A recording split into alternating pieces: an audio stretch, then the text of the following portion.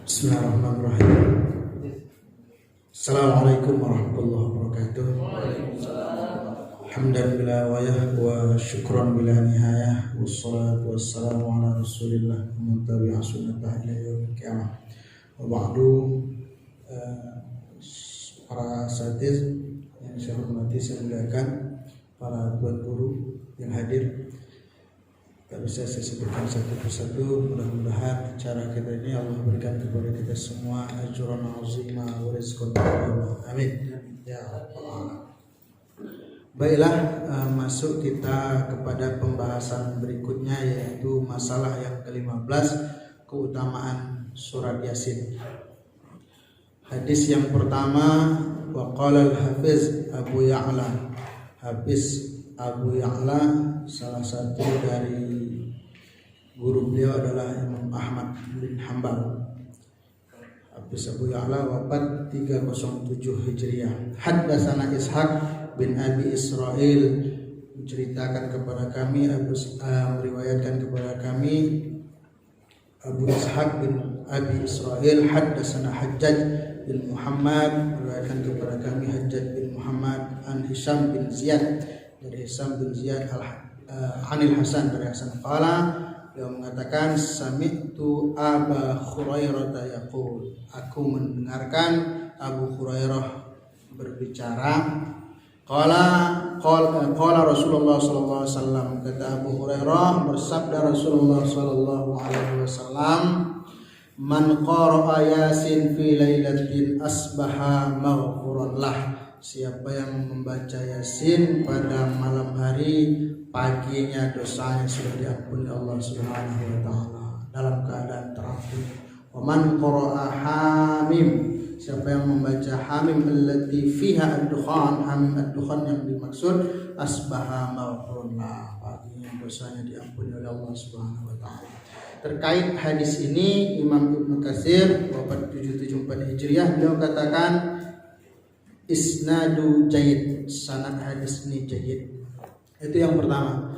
Yang kedua, summa qala Imam Ahmad, kemudian Imam Ahmad bin Hanbal mengatakan wafat 241 Hijriah, haddatsana Arim, meriwayatkan kepada kami Arim, haddatsana Ibnu Mubarak, haddatsana Sulaiman At-Taimi an Abi Usman wa laysa bil Hindi, an abihi, dari ayahnya, an Maqil bin Yasar qala, dari Maqil bin Yasar, beliau mengatakan qala Rasulullah sallallahu alaihi wasallam, bersabda Rasulullah sallallahu alaihi wasallam, iqra'uha ala mautikum, bacalah surah Yasin itu kepada mayat, orang yang sudah meninggal di antara kamu. Jadi akar kata maut dengan mayit sama, Ustaz ya? Sama ya? Maut dengan mayit. Mayit dengan maut sama ya? Jadi dulu saya mencari, kata guru saya itu sama, kata mayit itu dipakaikan untuk orang yang masih hidup dan orang yang sudah meninggal. Kata mayit itu. Kita kan kalau menyebutkan mayat itu berarti sudah mati kan? Tetapi di Az-Zumar ayat 30 itu innaka mayyitun, engkau akan mati Muhammad. Ya kan? Wa innahum lamayyitun, mereka juga akan mati. Berarti ini kan dipakaikan kepada yang masih hidup saat itu kan? Begitu kira-kira. Kemudian langsung saja dikomentari oleh Imam Ibnu Katsir, walihadza qala ba'dul ulama, karena ini berbicara sebagian para ulama, min khususi hadhihi suwar, keistimewaan dari surah Yasin ini, annaha la tuqra inda amrin asirin illa yasurullah, tidak dibacakan dia pada suatu masalah yang sulit kecuali Allah mudahkan. Wa ka'an qira'atiha indal mayyit litanzilar rahmah wal barakah, lalu dibacakan di hadapan mayat agar turun di sana rahmat dan keberkahan, wal yasala alaihi khurujar ruh, agar ruhnya mudah keluar, matinya tak sulit. Wallahu. Satu lagi, hadis yang keempat dalam kitab ini juga, man qara Yasin ibtigha'a wajhillah ghufiralah, siapa yang membaca Yasin mengharap ridha Allah, maka dosanya akan diampuni. Dikomentari oleh Imam As-Sawqani, Imam As-Sawqani, Rawahul Baihaqi, kata beliau hadis di atas itu riwayat Imam Al-Baihaqi an Abi Hurairah. Imam Baihaqi wafat 458 Hijriah. Dari Abu Hurairah marfu', hadis ini marfu'. Kalau kita baca bicara ilmu hadis marfu', ada istilah marfu', ada mauquf, ada maqtu'. Nanti mungkin bisa dijelaskan oleh para asatiz biar mungkin menambah bundaran kita juga. Wa isnaduhu ala syartis sahih, dan sanadnya disyaratkan sahih. Wa akhrajahu Abu Nu'aim wa akhrajahu al-Khatib fala wajha li dzikri fi kutubil mawdu'at. Lanjut satu lagi. Mungkin hadis cerita Yasinnya mungkin sampai di sini, adapun hadis di halaman 229 itu tentang surah Al-Kahfi. Saya tambahkan dalam fatwa MUI Kota Medan, di sini dibagikan, mereka membagikan yang pertama, dibagikan 3 inilah ya. Pertama, keutamaan membaca surah Yasin. Yang kedua, keutamaan membaca Yasin pada malam hari. Kemudian di sini keutamaan membaca Yasin, keutamaan membaca Yasin pada malam hari, keutamaan membaca Yasin pada malam Jumat, agak dibagi-bagi. Man qara Yasin ibtigha wajhillah ghafarallahu ma taqaddama min zambihi faqra'uha ala mautikum. Siapa membaca Yasin mengharap ridha Allah, Allah akan ampunkan dosa yang telah lalu, maka bacalah ala mautikum, atas orang yang meninggal di antara kamu. Kemudian Yasin qalbul Quran, la yakruha rajulun yuridullahu wad daral akhirah illa ghufira lahu faqra'uha ala mautikum. Masih redaksi yang sama. Man qara Yasin marratan faka'annama qara'al Qur'an 'asyara marratin. Siapa yang baca Yasin sekali seolah-olah dia membaca Al-Qur'an 10 kali. Kemudian di sini keutamaan pada malam hari, man qara Yasin fi lailatin asbaha maghfurun. Tadi hadisnya sudah dibacakan. Sama juga sudah dibacakan.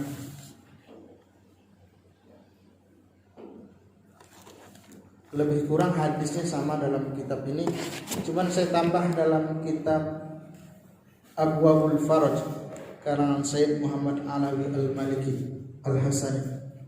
Wa min a'zami ajwabil faraj, sebahagian ke cara mendapatkan kesulitan, salah satu yang istimewa surah Yasin adalah surah Yasin. Qad ja'a fi fadliha, banyak keutamanya. Ini Nabi sallallahu alaihi wasallam, dari Nabi kita Muhammad sallallahu alaihi wasallam. Nahu qala inna likulli syai'in qalban wa qalbul Qur'an Yasin.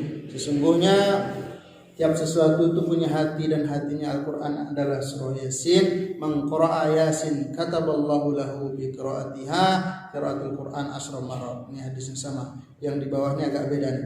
Wa Nabi Hurairah, dari Abu Hurairah radhiyallahu anhu qala Rasulullah sallallahu alaihi wasallam, innallaha ta'ala qara'a Taha wa Yasin qabla ay yakhluqas samawati wal ardi alfi am. Sesungguhnya Allah Subhanahu wa taala membaca surah Taha, surah Yasin sebelum Allah ciptakan langit dan bumi kira-kira 1000 tahun. Falamma sami'atul malaikat, ketika para malaikat mendengar bacaan Quran, qalat, malaikat mengatakan, tuba li ummati yanzilu hadza 'alaiha. Beruntunglah bagi umat yang turun kepadanya surah Yasin dan surah Toha. Ini surah Yasin yang dimaksud. Wa tuba li ajwabi tahmilu haza wa tuba li alsinati takallama bihi. Ujung hadis ini, wa tuba li alsinati takallama bihaza. Beruntunglah lisan-lisan yang mengucapkan surah Yasin. Rawahu ad-Dairami, diriwayatkan oleh Imam ad-Dairami. Satu lagi dalam kitab ini, wa an Atha bin Abi Rawah qala balaghani anna Rasulullah sallallahu alaihi wasallam qala, sampai kepadaku sungguhnya Rasulullah SAW pernah bersabda, man qara'a Yasin fi sadrin nahar. Siapa yang membaca Yasin, sodarnya apa nih? Mantap. Awal ya. Awal hari, qudiyat hawa itu dikabulkan keinginannya. Wa qala Ibnu Abbas, berkata Abdullah bin Abbas, man qara'a Yasin hina yasbih utiya yusra yaumi hatta yamsi. Siapa yang baca Yasin pagi, siapa yang baca Yasin ketika pagi diberikan kemudahan pada harinya sampai sore, dari pagi sampai sore. Wa man qara'a fi sadri lailatin utiya yusra lailati hatta yusbih. Kira-kira sama. Cuman satu lagi, tadi saya katakan bahwa dulu saya tidak tahu apa kitab yang mengatakan bahwa Yasin itu dibaca untuk orang yang meninggal. Kalau Salafi kan lebih mengarah baca Yasin itu kalaupun mau baca sebelum meninggal, jangan pas sudah meninggal. Kalaupun mau baca gitu ya. Tapi di ini kitab Tuhfatul Zakirin Imam As-Syaukani, di sini ada kalimat yang sederhana ketika beliau mentafsirkan Qalbul Quran Yasin, iqra'u ala mautikum wajhu zalik ma dzukira biha minal ayat allati dzukira biha al maut wal hayat. Jadi maksud ala mautikum itu dibacakan baik waktu sudah meninggal atau hayat dia masih hidup. Ada di sini satu lagi hadis terakhir, man dawama ala qiraati Yasin fi kulli lailatin thumma mata syahidan. Siapa yang membiasakan membaca Yasin setiap malam, andai mati kemudian dia mati dalam keadaan syahid. Ini saja sebagai pembuka pada pagi ini, diharapkan kepada asatiz untuk menyempurna, melengkap dan menambahkan. Assalamualaikum warahmatullahi wabarakatuh. Waalaikumsalam warahmatullahi wabarakatuh.